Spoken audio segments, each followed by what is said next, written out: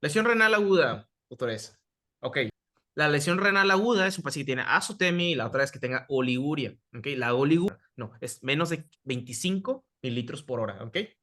Si orina menos de esa cantidad, se considera, en este caso, oliguria. Si orina cero, pues se considera anuria, ¿no? Ok. Ahora, la lesión renal aguda también se le conoce como insuficiencia renal aguda. Por lo general se revierte en las primeras 48 horas. Por lo general, de las tres que hay ahí, la que es reversible como tal es la de tipo prerrenal, ¿ok? Y a veces tarda mucho, ¿ok? Mucho para que ocurra, ¿ok? Para que ocurra. Por ejemplo, si ocurre un balaseado, eso sería en una intrarrenal o que una prerrenal. Eventualmente, la prerrenal te va a llevar la intrarrenal. Pero, por ejemplo, ¿qué causas son crónicas? Por ejemplo, falla cardíaca, falla hepática. Esas serán crónicas, ¿sí? Bien. Ahora, hay una menor producción de orina y la otra es, como no orina mucho, no quise decir que la orina se sobrecarga, pero parte del contenido de la bulimia, ¿ok? Aumenta, hay hiperbulemia, ¿ok? Y aparte, el potasio no se tira, normalmente tiene que excretarse, va a haber hipercalemia, ¿ok? Ahora la pregunta que yo les hago a ustedes, ¿en qué momento van a darle diálisis a su paciente con falla renal aguda? Cuando ya no orina nada. Y sea Ok. más de 3 meses de que ya se convierte en crónica la enfermedad, ¿no? Pero yo puedo tener lesión renal aguda y tú me puedes dar diálisis.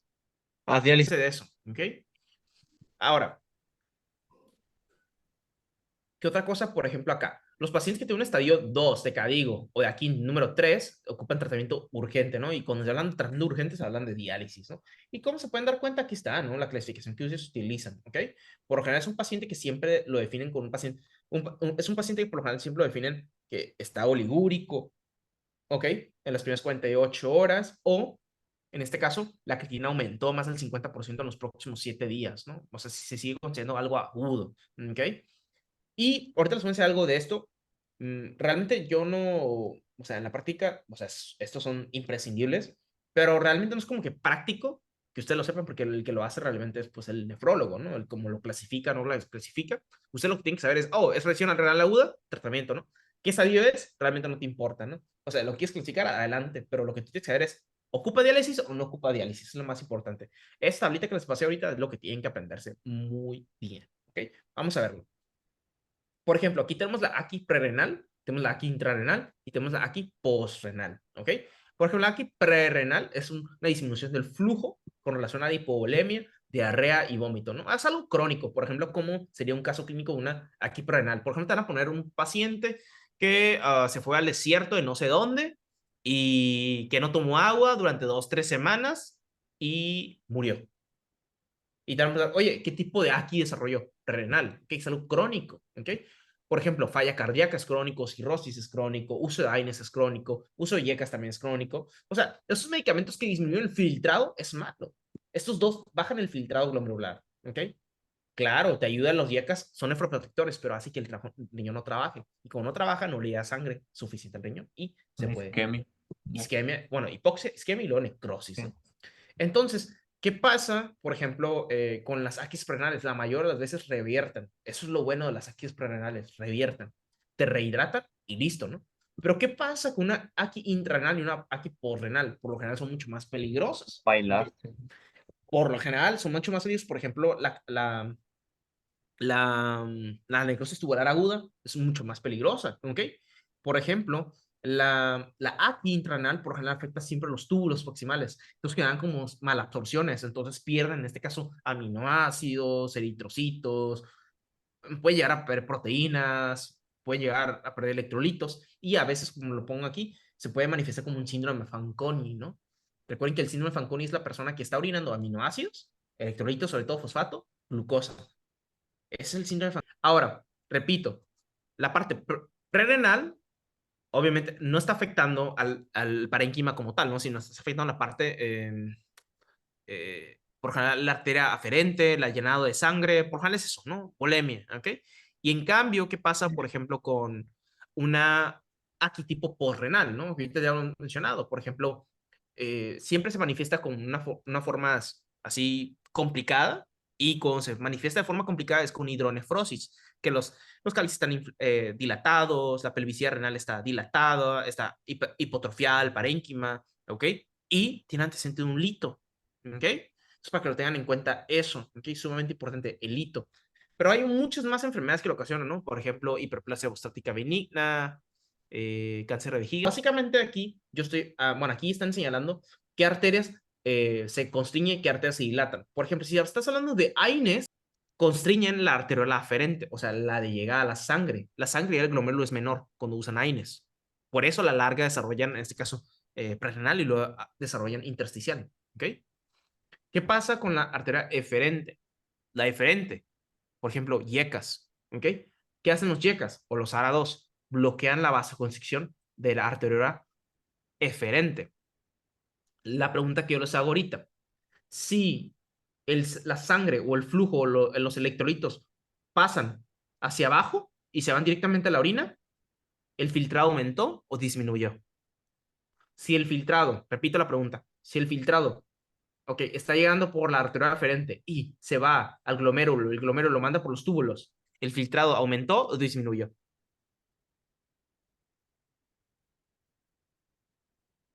Mm, Repito la pregunta. Aumentó, Si ¿no? el filtrado pasa por la arteria aferente, pasa por el glomérulo y aparte viaja por los túbulos renales, ¿el filtrado aumentó o disminuyó?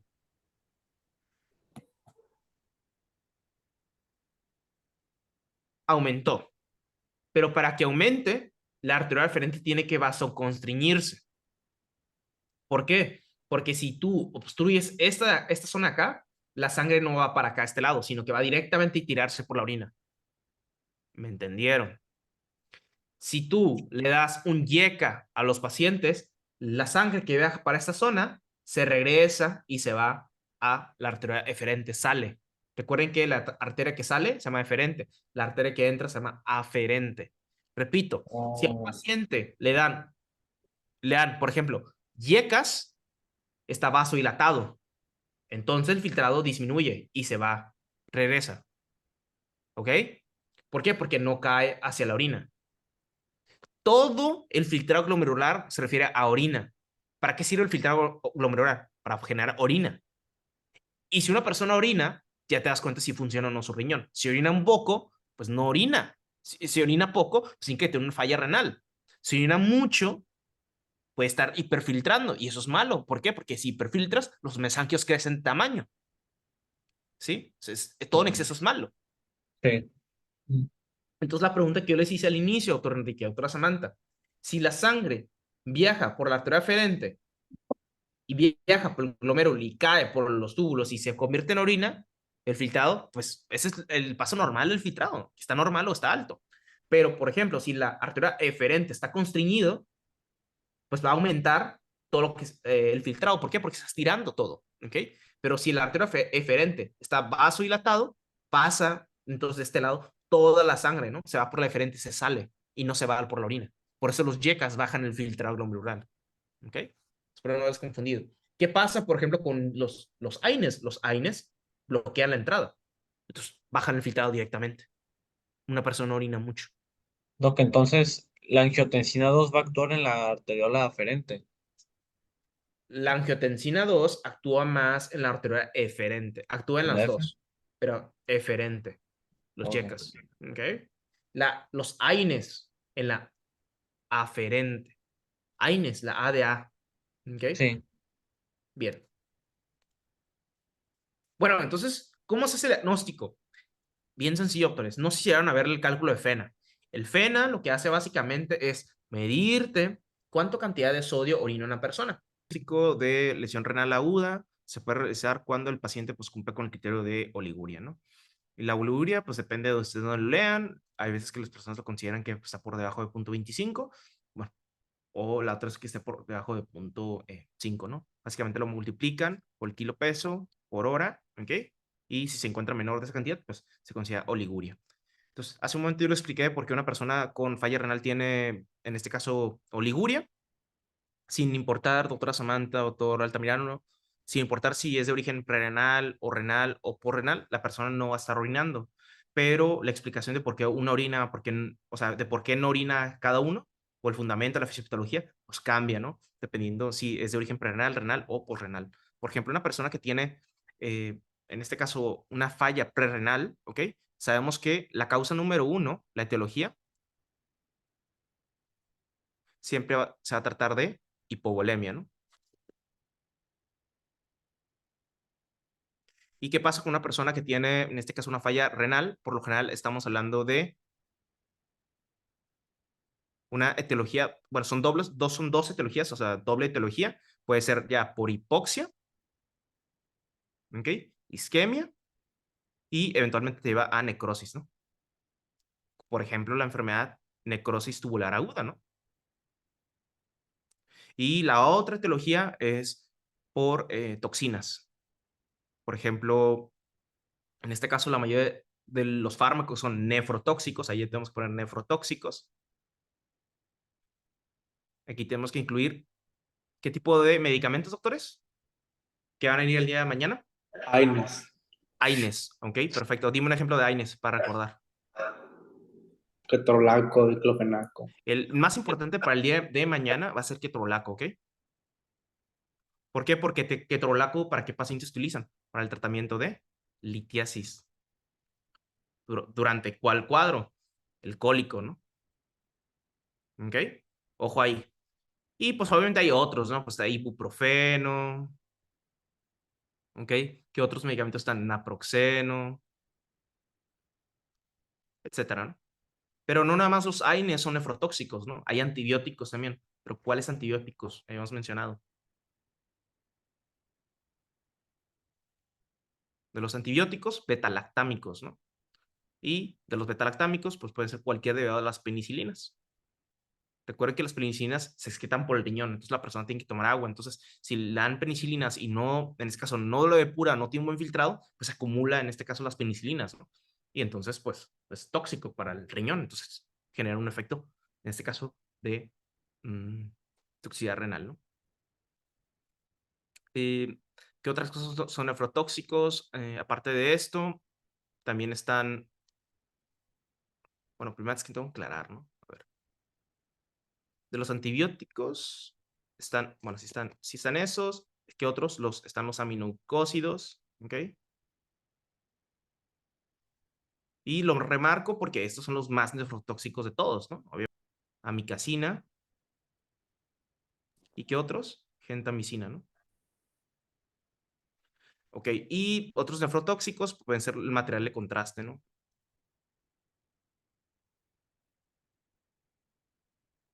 ¿Y qué pacientes se les pide un estudio de contrastado? En este caso, pues hay muchos tipos de pacientes, ¿no? Pacientes que se someten, por ejemplo, a procedimientos en este caso como angiografías, ¿ok? Resonancias magnéticas, pero hay uno en particular que vimos el día de ayer y aquí en este módulo que se les aplica contraste, ¿no? Por ejemplo, pielonefritis, ¿no? Cuando les hace la tomografía, le inyectan contraste. ¿Para qué? Para ver dónde está el sitio de inflamación. Obviamente, saben que el riñón está afectado, pero quieren localizar la zona donde está, pues, inflamado, donde hay un proceso patológico, ¿no? ¿Ok? Ahora, ¿qué es lo importante de esto? Pues hay que separarlo, ¿no? Porque una cosa son los nefrotóxicos y lo más importante es qué tipo de nefrotóxicos ocasionan necrosis tubular aguda, ¿no? Porque hay nefrotóxicos que ocasionan la otra patología, ¿no? O sea, que se divide en nefritis intersticial aguda. Los que diferencian siempre de las intrarenales son la necrosis tubular aguda y la nefritis intersticial aguda. ¿Cómo lo pueden saber? A los dos les van a pedir estudio de orina. O sea, a los dos les van a pedir, ¿qué estudio? El EGO, el estudio general de orina, ¿ok? ¿Y qué van a buscar ustedes? Van a buscar cilindros en ambos, ¿ok? ¿Qué cilindros van a buscar en cada uno? ¿Cuál les va a buscar en cada uno, doctores? Los pigmentados y los... Bueno, pigmentados, no sé si te refieras a los que se pintan como color marrón. ¿A eso te refieres? Eso les Sí, conoce como cilindros tipos granulares, células epiteliales. sí, pigmentados celulares y hialinos. Ok, los hialinos aquí no los vamos a ver, sino están en otra patología. Eso vamos a ver más adelante. Los cilindros de acá de la nefritis intersticial aguda, ¿de qué color son? Son rositas, ¿ok? Y todo lo que es rosita lo llamamos eosinófilo, pero es porque hay una gran cantidad de eosinófilos, ¿ok? Entonces, los cilindros van a ser eosinófilos. Si no los van a encontrar como eosinófilos, lo pone como muy general el examen. Le ponen leucocitos. Por ejemplo, qué tipo de célula es un eosinófilo? Es un leucocito. En la nefritis intersticial aguda hay leucocitos en orina, pero ¿qué tipo? Los eosinófilos. Entonces, la causa de esta patología en particular, la etiología, son los AINES, ¿ok? Que serían como el 48, el 70% de los casos, o sea, es alto, ¿no? ¿Qué otro? Los antibióticos, pero los antibióticos en este caso, los betalactámicos, ¿ok? Para que lo tengas en cuenta eso. Ahora, los que ocasionan nefritis tubular aguda, necrosis tubular aguda, son los aminoglucósidos, ¿ok? ¿Sale? Para que no nos vayan a confundir. Por ejemplo, acá, de la prorrenal, ya se había comentado, ¿no? Realmente a ustedes no les tienen que interesar mucho, o sea, meterse mucho en este tema. ¿Por qué? Porque es el menos preguntable de todos. De la posrenal, hay dos tipos de etiologías, ¿no? Depende si es mujer, la paciente, o si es hombre, ¿no? Obviamente, si fuera hombre, hiperplasia prostática benigna. Si fuera mujer, por general hablamos algún cáncer a nivel pélvico, ¿no? Cáncer ovárico, cáncer de cervix, etcétera, ¿no? O también cáncer de vejiga, para los dos, ¿ok? Pero entre los dos hay un lito muy en particular que vimos el día de ayer, ¿no? Que se hace muy grande y obstruye toda la vía urinaria, ¿no? Por ejemplo, la urolitiasis es un factor de riesgo para desarrollar daño postrenal. La urolitiasis, específicamente las de estruita, que son las más grandes, ¿ok? Y se asocia a pielonefritis crónica, generan hidronefrosis. Y la hidronefrosis ocasiona que el riñón se llene de agua. Es básicamente pura orina estancada que no puede salirse, ¿no? ¿Ok? Y pues obviamente eso precipita que la orina estancada, que está rica en bacterias, pues sea un mundo de cultivo para que las bacterias crezcan, ¿no? Pielonefritis eventualmente. Y de las bacterias que crecen ahí, ¿cuáles específicamente ocasionan los litos estruita? ¿Qué bacterias? Se asocia a IBUS, ¿no? Pero IBUS recurrentes, por ejemplo, en este caso, la pielonefritis. ¿Qué agentes etiológicos habíamos mencionado el día de ayer? No, E. coli no. E. coli no. E. coli no ocasiona litos estruita. Proteus y Klebsiella. Klebsiella, muy bien, ¿no? Va, entonces, ahí está. Muy bien. A la de arriba, ¿no? O sea, aquí ya enseñé el panorama en general, entonces vamos a la parte prerrenal. Doctor Enrique, por ejemplo, la hipovolemia aquí, es la pregunta que yo te hago, ¿es aguda o es crónica? Tiene que ser crónica. Ahora, sí, puede que el paciente sea un paciente balaseado y desarrolle prerrenal, pero por lo general los cuadros son de hipovolemia crónica. Les haya puesto los ejemplos de, por ejemplo, personas que están deshidratadas, por ejemplo, que hacen viajes a los desiertos, ¿ok? Y también hay otra, ¿no? Por ejemplo, personas que utilizan medicamentos para bajar de peso. Hay gente que utiliza diuréticos de asa para bajar de peso, por ejemplo, uso crónico de furosemida, ¿ok? Malísimo. Una pérdida de peso abrupta, ¿no? ¿Ok? Pero esa pérdida de peso es volumen, no es orina mucho esa persona. Entonces, ¿qué pierde? Volumen, ¿verdad? Polemia. Entonces, la pregunta que yo les hago, ¿creen que el riñón le lleve sangre? Pues no. ¿Ok? Entonces, ojo ahí, ¿no? Y también se asocia a los AINES. ¿Por qué creen? Porque los AINES están en todas partes, no nefrotóxicos, antes que nada. Pero los AINES tienen un mecanismo de acción que les van a preguntar, bloquear la COX, ¿ok? La 1, la 2, como quieran. Específicamente la 1 es la que nos interesa más. ¿Por qué? Porque la 1, ¿dónde se encuentra? A nivel de riñón, ¿no? ¿En qué parte del riñón se encuentra? ¿En la arteriola? ¿Aferente o eferente? La aferente. Aferente, ¿no? La de llegada, ¿ok? La pregunta que yo les hago, si bloquean, si constriñen, hace vasoconstricción. Si le hace vasoconstricción a esa arteria, ¿ustedes creen que le llegue sangre al riñón? Que es la arteria que manda sangre al riñón. No. Pues no, entonces ocasiona hipovolemia, ¿no?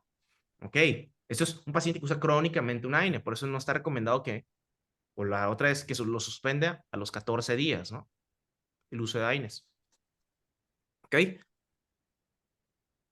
bueno, entonces, si el riñón no le da sangre, ¿creen que el paciente orine? Pues no, claro que no va a orinar. Ahora vamos a buscarlo con relación al FENA.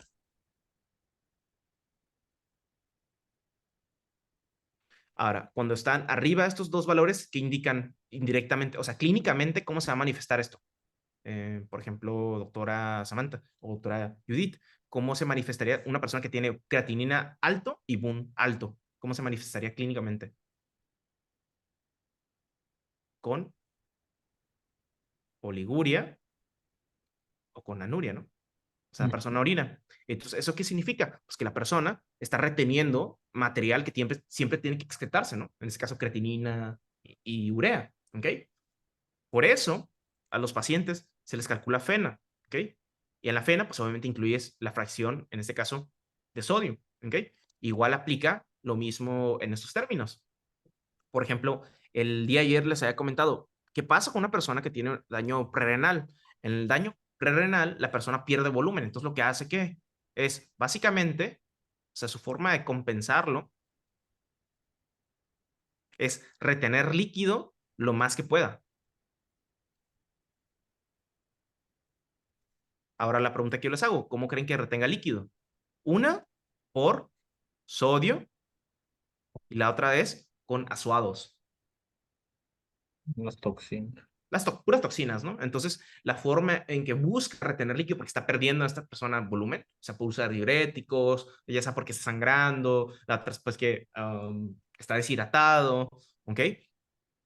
Entonces, la forma en que ellos buscan retener el líquido es a través de los osmolitos, o sea, y estos funcionan como esponja, jalan agua, ¿ok? Entonces, la pregunta que yo les hago, ¿creen que el riñón le llegue sangre? Pues no. ¿Por qué? Porque su forma de compensar es retener todo el líquido que hay. Por eso mismo, ustedes van a encontrar en un paciente con falla renal, prerrenal, ¿ok? Laboratorialmente, ¿qué le van a encontrar? Disculpa, ahí. ¿Qué le van a encontrar? Fena menor del 1% y la otra es que BUN y creatinina están altos Elevadas. de nivel, ¿no? O sea, más de la relación 21 o 1,20, no es lo mismo, ¿ok? Ahora, FENA, ¿por qué menos del 1%? Porque el sodio también funciona como un osmolito, ¿ok? Y aparte, este sodio está activando el sistema renina-angiotensina-aldosterona, ¿ok? Y la aldosterona está reabsorbiendo sodio y la persona está perdiendo potasio. Es la otra, si va a orinar va a perder potasio.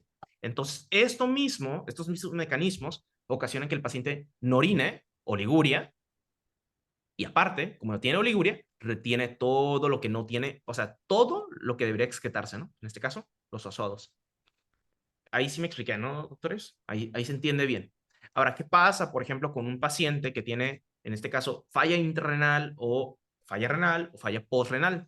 Pues pasa algo distinto. Hubiera los dos riñones obstruidos. ¿Okay? Ahora, la intrarrenal, la pregunta que yo les hago, si el riñón, o sea, por ejemplo, este es el túbulo proximal, un segundo. Había comentado que la necrosis tubular aguda le encanta afectar la proximal, o sea, le encanta necrosarla.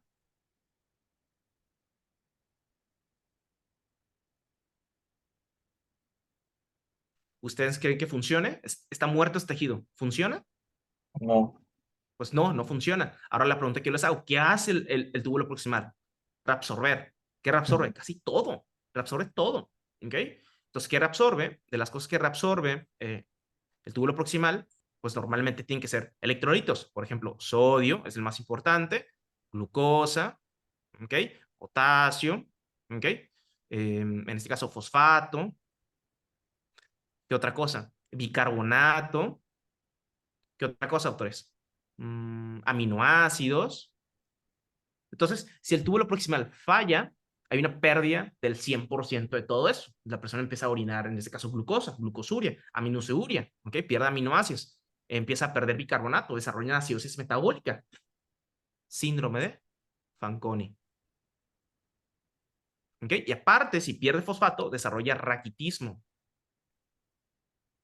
El túbulo proximal ya no funciona para reabsorber sodio. La pregunta que yo te hago, ¿tú crees que el FENA está aumentado? Está disminuido. Pues um, va a estar disminuido. No. ¿Seguro? Va a estar aumentado. No, Va a estar va a aumentado. aumentar. Muy bien, doctora Judith. ¿Por qué? Porque el sodio ya no se reabsorbe, se pierde todo por orina, Sí, entonces lo va a tirar por la aumenta. orina todo. Bueno, aquí ya sé que tengo que usar con ustedes el término de 1%, ¿no? Ujú. ¿Ok? Ahora la pregunta que yo les hago, si pierde todo el riñón, ¿creen que se guarde urea y se guarde creatinina? No. Pues no. Entonces, la BUN, la creatinina, están todos bajos. ¿Ok? Ujú. Así es como se pueden dar cuenta. O se trata de una persona que tiene necrosis tubular aguda. Por ejemplo, ¿qué pasa con una persona que tiene obstructiva, de tipo obstructiva o tipo postrenal? Muy probablemente BUN y creatinina están elevados, ¿ok? Porque es un riñón el que está funcionando, ¿ok? Pero el sodio, el fena, se está perdiendo, ¿ok? Porque es demasiada retención lo que está manteniendo, ¿no? O la otra gente lo puede estar perdiendo. Pero, repito, el estudio con el cual vas a confirmar que es una obstrucción, siempre va a ser un estudio de imagen, tomografía, ultrasonido, para ver si tienen hidronefrosis o no. ¿Me entendieron? ¿O no? Les hablé del túbulo proximal, doc. ¿Ok? El túbulo proximal está necrosado, no funciona, doc. ¿Ok? ¿Por qué? ¿Tú por qué crees que ¿tú por qué crees que un órgano o una parte de un órgano se necrosa? Necrosis es muerte celular. Hipoxia. Hipoxia, ¿no? Ok, no le llevó sangre. Ok, Doc, ¿qué va en la sangre? Oxígeno. Ok, hemoglobina. Si no hay sangre, no hay oxígeno. Entonces, la pregunta que yo te hago, Doc, ¿cuáles son las causas más comunes? Pues una de las más comunes es hemorragia aguda. ¿Ok? Pierdes volumen, pierdes sangre. Y la otra es usar antibióticos. ¿Ok? Por ejemplo, ¿qué medicamentos? Aminoglucósidos, ¿ok? Por ejemplo, la micacina, ¿sí? Son tóxicos, dañan la célula, ¿ok?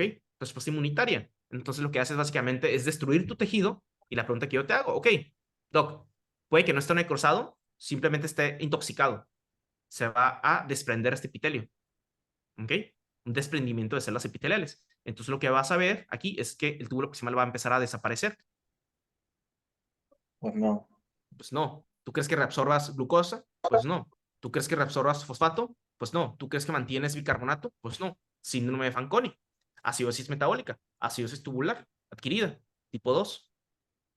¿Sí? Para que lo tengan en cuenta eso. La otra pregunta que yo les hago. ¿Cómo está el FENA? Pues el FENA está aumentado por arriba del 1%. Así como lo dijo la doctora Judith. ¿Ok? Entonces, así es como ya se pueden dar cuenta, pues, ok, ya podemos casi completar todo el diagnóstico, ¿no? Pero siempre te falta como una imagen, un estudio de imagen, ¿no? O la tres, pues, ok, mi paciente usó gentamicina como tratamiento. Ah, ok, le inyectaron contraste. Ah, ok, tiene antecedentes de pielonefritis crónica y tiene un lito de struvita. Ok, ya te puedes dar cuenta, ¿no? O sea, tienes que tener todo ese paquete para que puedas cumplir el diagnóstico.